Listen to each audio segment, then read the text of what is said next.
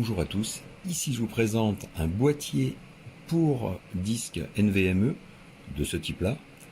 Alors je vais vous détailler un peu plus les limitations au niveau de la compatibilité.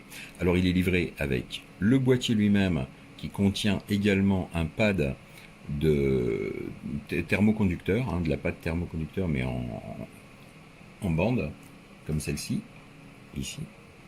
Voilà, ça ressemble à ça.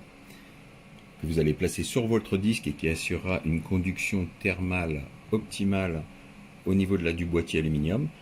Là, vous avez une gaine déjà anti-choc, caoutchouté, en silicone, qui est vraiment très sympa. Le look est travaillé avec des aérations sur le côté. Je vais vous montrer ça. Voilà. Alors pour l'installation du disque, c'est vraiment très simple. Il y a une seule vis pour ouvrir le boîtier. On connecte le NVMe dedans, on rabat et on referme le boîtier. C'est tout. On n'oublie pas bien sûr de mettre la pâte thermique dessus.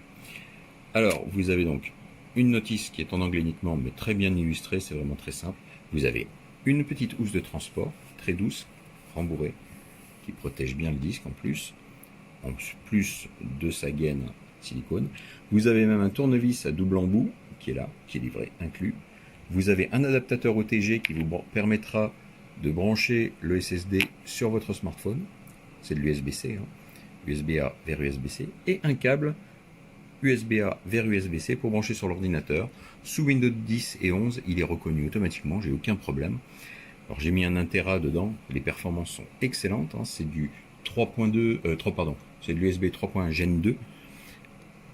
Alors au niveau de la seule restriction que vous avez, c'est qu'il est compatible avec les B plus M, ici ce qu'on appelle les B plus M keys, 2 encoches. Il est compatible avec les béquilles, ceux qui ont l'encoche à gauche, quand vous regardez les composants vers le haut, mais il n'est pas compatible avec les M-keys qui ont une seule encoche côté droit. Voilà. Mais franchement, il est excellent. Déjà, côté design, je vous dis, travaillez. Les performances sont vraiment très très bonnes. Et puis en plus, il supporte tous les NVMe, encore une fois avec la restriction des M-keys comme souvent, et jusqu'au 22-80, c'est-à-dire 80 mm de long. Voilà. Un excellent produit.